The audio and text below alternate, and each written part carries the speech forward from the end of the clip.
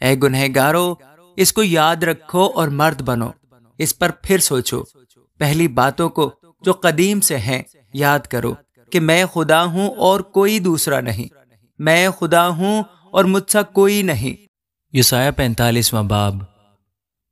خداوند اپنے ممسوح حورس کے حق میں یوں فرماتا ہے کہ میں نے اس کا داہنا ہاتھ پکڑا کہ امتوں کو اس کے سامنے زیر کروں اور بادشاہ کی کمرے کھلوا ڈالوں اور دروازوں کو اس کے لیے کھول دوں اور پھاٹک بند نہ کیے جائیں۔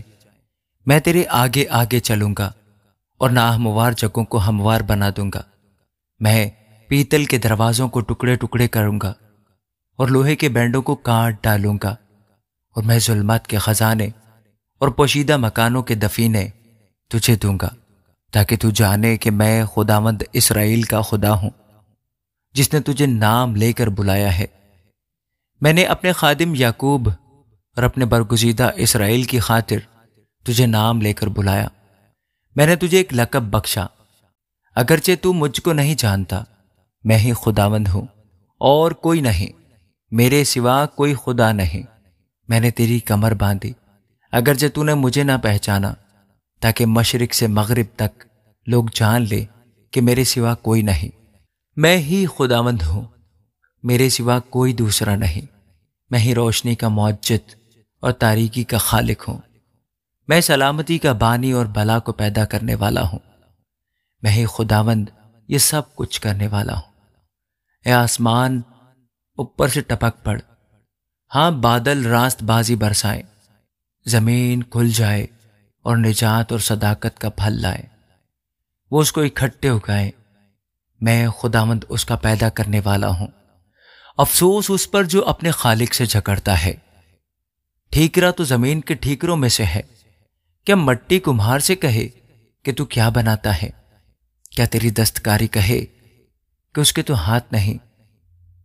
اس پر افسوس جو باپ سے کہے تو کس چیز کا والد ہے، اور ماں سے کہے تو کس چیز کی والدہ ہے۔ خداوند اسرائیل کا قدوس اور خالق یوں فرماتا ہے کہ کیا تم آنے والی چیزوں کی بابت مجھ سے پوچھو گے؟ کیا تم میرے بیٹوں یا میری دستکاری کی بابت مجھے حکم دو گے؟ میں نے زمین بنائی اور اس پر انسان کو پیدا کیا، اور میں ہی نے، ہاں میرے ہاتھوں نے آسمان کو تانا، اور اس کے سب لشکروں پر میں نے حکم کیا۔ رب الفاظ فرماتا ہے، میں نے اس کو صداقت میں برپا کیا ہے، اور میں اس کی تمام راہوں کو ہموار کروں گا۔ وہ میرا شہر بنائے گا اور میرے اسیروں کو بغیر قیمت اور عوض لیے آزاد کر دے گا۔ خداوند فرماتا ہے کہ مصر کی دولت اور کوش کی تجارت اور سبا کے قد آور لوگ تیرے پاس آئیں گے اور تیرے ہوں گے، وہ تیری پیروی کریں گے، وہ بیڑیاں پہنے ہوئے اپنا ملک چھوڑ کر آئیں گے اور تیرے حضور سجدہ کریں گے۔ وہ تیری منت کریں گے اور کہیں گے، یقیناً خداوند تجھ میں ہے اور کوئی دوسرا نہیں، اور اس کے سوا کوئی خدا نہیں۔ اے اسرائیل کے خدا، اے نجات دینے والے، یقیناً تو پوشیدہ خدا ہے۔ بت بنانے والے سب کے سب پشیمان اور سراسیمہ ہوں گے، وہ سب کے سب شرمندہ ہوں گے، لیکن خداوند اسرائیل کو بچا کر ابدی نجات بخشے گا۔ تم عبدالآباد تک کبھی پشیمان اور سراسیمہ نہ ہوگے، کیونکہ خداوند جس نے آسمان پیدا کیا وہی خدا ہے، اسی نے زمین بنائی اور تیار کی، اسی نے اسے قائم کیا، اس نے اسے عبث پیدا نہیں کیا بلکہ اس کو آبادی کے لیے آراستہ کیا۔ وہ یوں فرماتا ہے کہ میں خداوند ہوں اور میرے سوا اور کوئی نہیں۔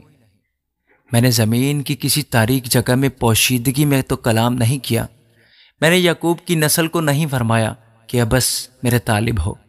میں خداوند سچ کہتا ہوں، راستی کی باتیں بیان فرماتا ہوں۔ تم جو قوموں میں سے بچ نکلے ہو، جمع ہو کر آؤ، مل کر نزدیک ہو، وہ جو اپنی لکڑی کی کھودی ہوئی مورت لیے پھرتے ہیں اور ایسے معبودوں سے جو بچا نہیں سکتا دعا کرتے ہیں، دانش سے خالی ہیں۔ تم منادی کرو اور ان کو نزدیک لاؤ، ہاں وہ باہم مشورت کریں۔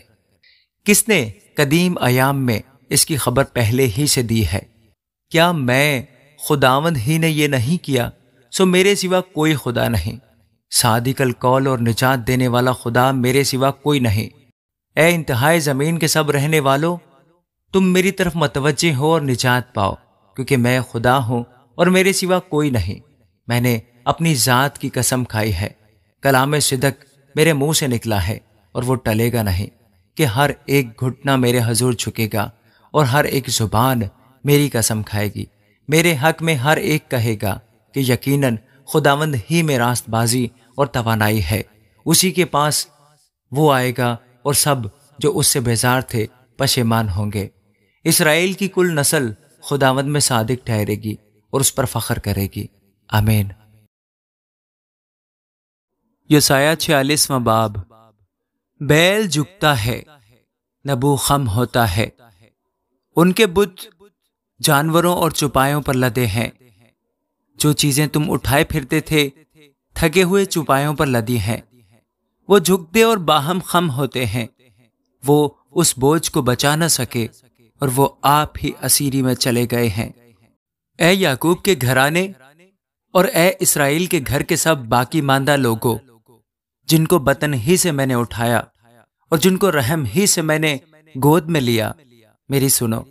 میں تمہارے بڑھاپے تک وہی ہوں اور سر سفید ہونے تک تم کو اٹھائے پھیروں گا۔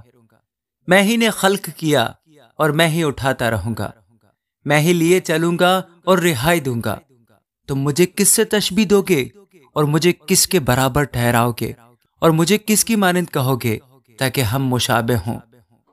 جو تھیلی سے با افراد سونا نکالتے اور چاندی کو ترازو میں تولتے ہیں، وہ سونار کو اجرت پر لگاتے ہیں اور وہ اس سے ایک بت بناتا ہے، پھر وہ اس کے سامنے جھکتے بلکہ سجدہ کرتے ہیں۔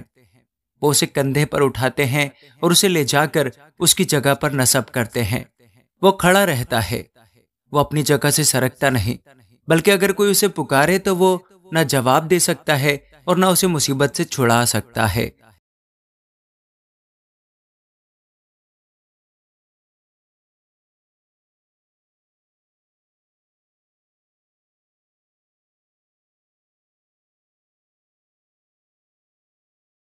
جو ابتدا ہی سے انجام کی خبر دیتا ہوں اور ایام قدیم سے وہ باتیں جو اب تک وقوع میں نہیں آئیں بتاتا ہوں، اور کہتا ہوں کہ میری مصلحت قائم رہے گی اور میں اپنی مرضی بالکل پوری کروں گا۔ جو مشرق سے عقاب کو، یعنی اس شخص کو جو میرے ارادہ کو پورا کرے گا، دور کے ملک سے بلاتا ہوں۔ میں ہی نے یہ کہا اور میں ہی اس کو وقوع میں لاؤں گا۔ میں نے اس کا ارادہ کیا اور میں ہی اسے پورا کروں گا۔ اے سخت دلو جو صداقت سے دور ہو، میری سنو۔